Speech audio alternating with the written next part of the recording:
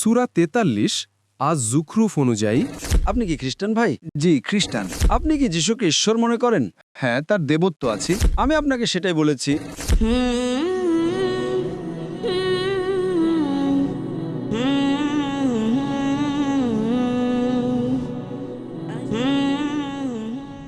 High, আপনাকে এখানে দেখে ভালো লাগছে ডক্টর জাকির। আমার নাম ডেরেক এবং আমার পেশা হলো টানেল ইঞ্জিনিয়ার। আমি দুঃখিত ডক্টর জাকির, আমার প্রশ্নটা সন্ত্রাসের সাথে খুব একটা সম্পর্কিত হবে না। আমি আপনাকে খুব সংক্ষিপ্ত প্রশ্ন করতে চাই।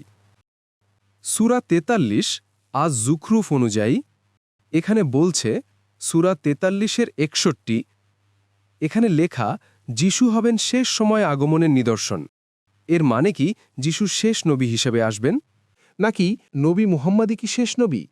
তাই যদি নবী মুহাম্মদ শেষ নবী হিসেবে আসেন, তাহলে আসলে কে ঈসা আল মাসি বা যিশু খ্রিস্ট? ধন্যবাদ।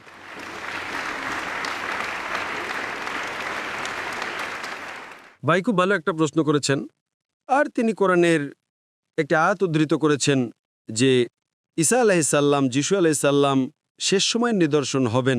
তাহলে এর মানে কি নবী যিশু আলাইহিসসালাম শেষ নবী, নাকি নবী মুহাম্মদ সাল্লাল্লাহু আলাইহি সাল্লাম শেষ নবী? এটা কি?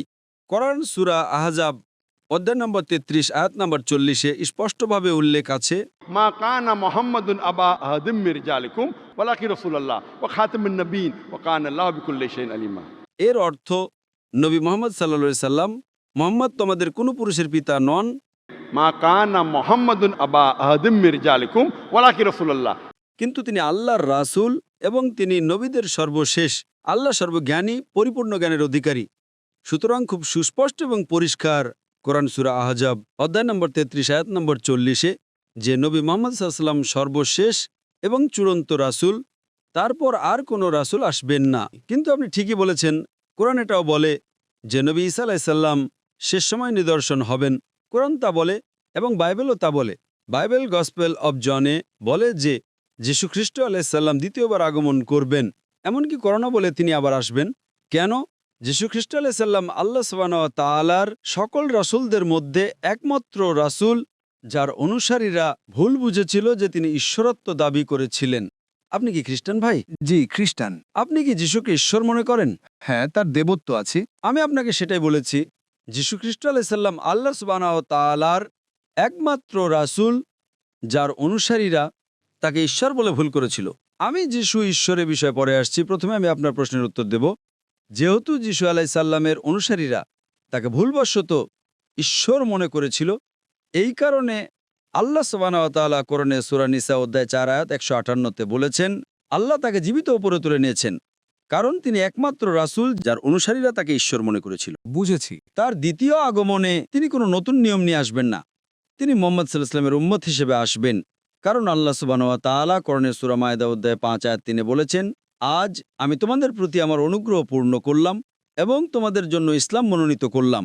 ধর্ম একবার পূর্ণ হয়ে গেলে নতুন কিছু যোগ বা বাদ দেওয়া যাবে না। কিন্তু ঈসা আলাইহিস সালাম তার দ্বিতীয় আগমনে সাক্ষ্য দিতে আসবেন যে তিনি কখনো দেবত্ব দাবি করেননি।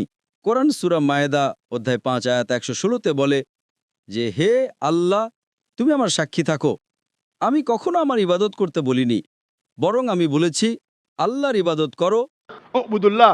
আল্লাহর ইবাদত করো যিনি আমার এবং তোমাদের রব। তাই তার দ্বিতীয় আগমনে তিনি স্পষ্ট করতে আসবেন যে তিনি কখনো দেবত্ব দাবি করেননি। এবং এমনকি আজকের বাইবেলেও, আজ যদি আপনি বাইবেল পড়েন, ইসলামই একমাত্র অখ্রিস্টান বিশ্বাস যা যীশু খ্রিস্ট আলাইহিস সালামের উপর বিশ্বাস রাখাকে ঈমানের অংশ করে তোলে। কোনো মুসলমান নয় যদি সে যীশু খ্রিস্ট আলাইহিস সালামের উপর বিশ্বাস না করে। আমরা বিশ্বাস করি যে তিনি আল্লাহ তাআলার অন্যতম শক্তিশালী রাসূল ছিলেন। আমরা বিশ্বাস করি যে তিনি মাসীহ ছিলেন। আমরা বিশ্বাস করি যে তিনি অলৌকিকভাবে জন্মগ্রহণ করেছিলেন, যা অনেক আধুনিক খ্রিস্টান বিশ্বাস করে না। আমরা বিশ্বাস করি যে তিনি মৃতকে জীবন দিতেন। আমরা বিশ্বাস করি যে তিনি আল্লাহর অনুমতিতে দৃষ্টিহীন এবং কুষ্ঠরোগীদের আরোগ্য করতেন। খ্রিস্টান এবং মুসলমানরা একসাথে চলছে। এখন কেউ প্রশ্ন করতে পারে, পথ আলাদা কোথায়? পথ আলাদা হলো যে অধিকাংশ খ্রিস্টান বিশ্বাস করে যে যীশু খ্রিস্ট আলাইহিস সালাম দেবত্ব দাবি করেছিলেন।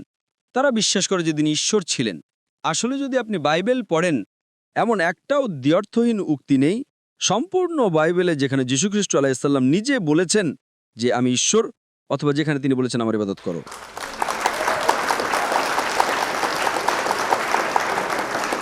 আপনি যদি বাইবেলের যে কোনো সংস্করণ থেকে দেখাতে পারেন সম্পূর্ণ বাইবেলে যেখানে যীশুখ্রিস্ট আলাইহিসসালাম নিজে বলেছেন, Any unambiguous statement, any unequivocal statement সম্পূর্ণ বাইবেলে যেখানে যীশুখ্রিস্ট আলাইহিসসালাম নিজে বলেছেন যে আমি ঈশ্বর, অথবা যেখানে তিনি বলেছেন আমার ইবাদত করো, আমি জাকির নায়েক আজকেই খ্রিস্ট ধর্ম গ্রহণ করতে প্রস্তুত।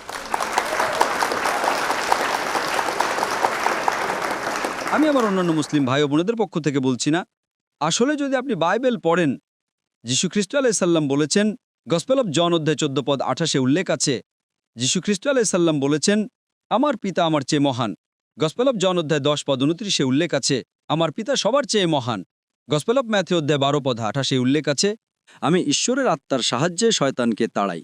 গসপেল অফ লুক অধ্যায় 11 পদ 20 উল্লেখ আছে আমি ঈশ্বরের আঙুল দিয়ে শয়তানকে তাড়িয়ে দেই।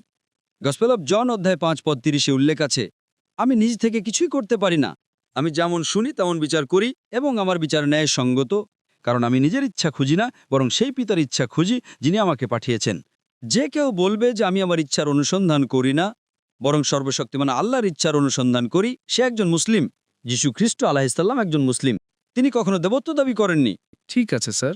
গসপেল অফ জন অধ্যায় 14 পদ 24 উল্লেখ আছে যীশুখ্রিস্ট আলাইহিসসালাম বলেছেন তোমরা যেসব কথা শুনছ সেগুলো আমার নয় বরং আমার পিতার যিনি আমাকে পাঠিয়েছেন। গসপেল অফ জন অধ্যায় 17 পদ 3 উল্লেখ আছে এটাই অনন্ত জীবন, যাতে তোমরা জানতে পারো যে এক ঈশ্বর আছেন এবং যীশুখ্রিস্ট যাকে তুমি পাঠিয়েছ। এটা উল্লেখ আছে বুক অব অ্যাক্টস অধ্যায় 2 পদ 22।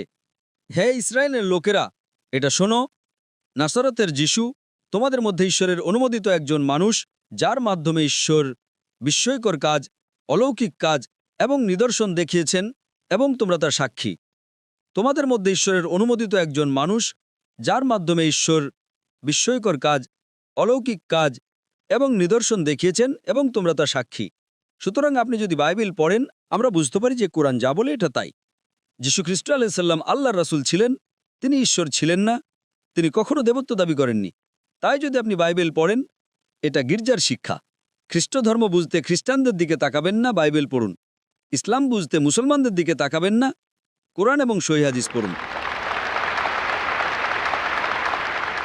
সেই কারণে যীশু খ্রিস্ট আলাইহিসসালাম আল্লাহ সুবহানাহু ওয়া তাআলা তাকে জীবিত উপরে তুলে নিয়েছেন, যাতে তিনি আপনার মতো মানুষদের এবং যারা দাবি করে তিনি ঈশ্বর ছিলেন তাদের বলতে তিনি তার দ্বিতীয় আগমনে তার নাম ক্লিয়ার করতে আসবেন।